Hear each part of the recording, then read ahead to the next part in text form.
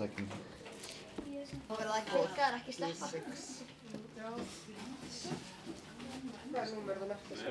233. Vad skriver jag med Kan få en långklocka. The wings? Okay.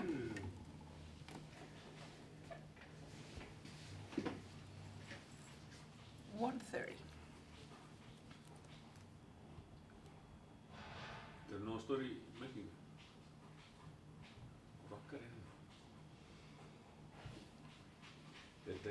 This is important for the population to know if there are any deaths of the babies in the nesting holes and to see how many survive and fly into town, because it's estimated that 1% of the babies who fly into town is only 1% of the total amount of baby puffins that are in the island. So as of today, we have weighed 4,195, so we can estimate that there are about 400,000 babies flying to the ocean for this time of year.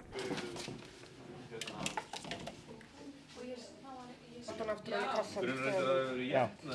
258.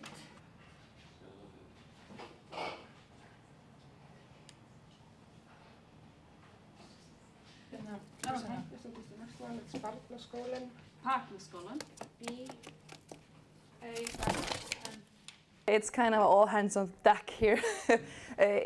We have to have help from the local people. They have to go out and look for the puffins and of course bring them in here so we can weigh them. And then we have to have a lot of staff here to help because it gets very busy here. Our busiest day was 532 baby puffins weighed in per day. Baby and everything. They will put us on it. You get 271. 144. Nummer 279. At first we were like, what we're gonna do with the puffin? You know, when we found them, they said bring it to the aquarium or to the center, and then they weigh them and they measure them to make sure that you know, they can survive on their own. Because if they if they're injured or something, they can't. You know, they're gonna take them in.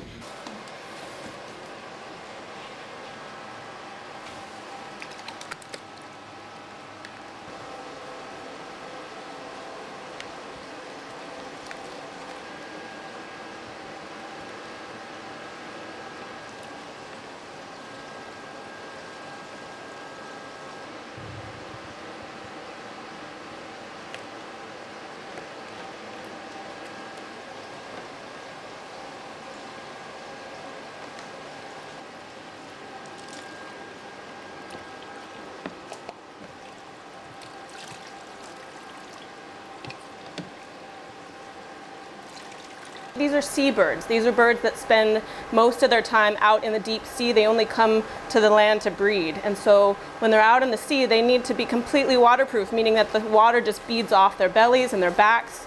But when they're oiled, the water soaks into their skin. So they get cold, they're not able to stay afloat, and then they starve.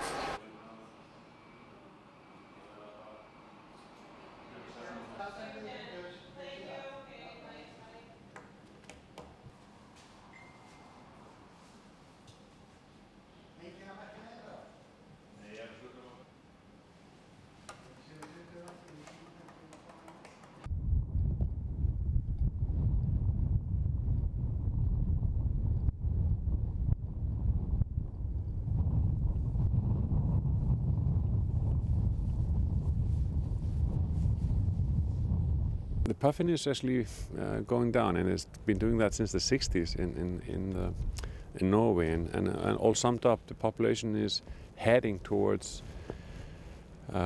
huge population decline in the last 15 years and longer in Norway.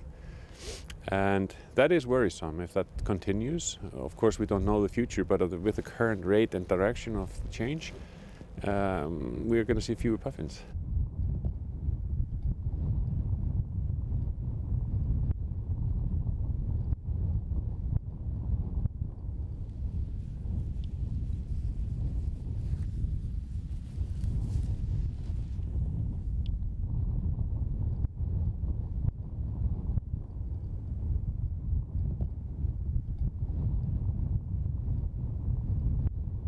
It's really, if you don't have enough food for the chicks are just not gonna make it. So, like this summer, for example, half of the chicks around us here, they died in 1 week in July.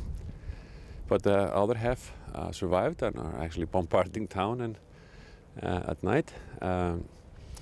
So that's just 50% off we can ascribe to the sand dune lack.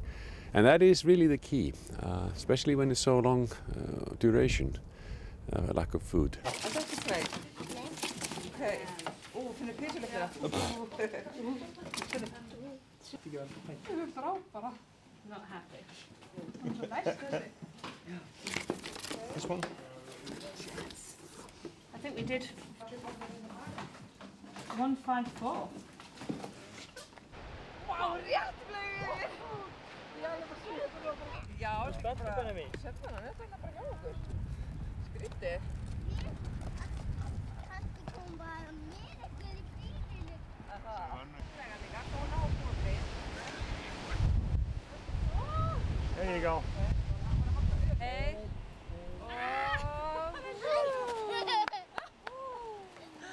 Ekki labba næst. Þetta var flóða langt lengst. Og kasta. Og sjúm. It's really important just to save the puffins and all of that, but for the children it's really a life experience.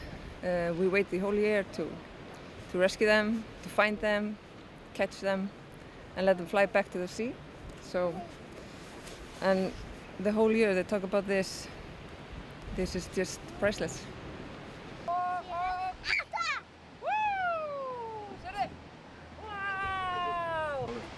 Keep going. 8, 6, 4. Good. There you go.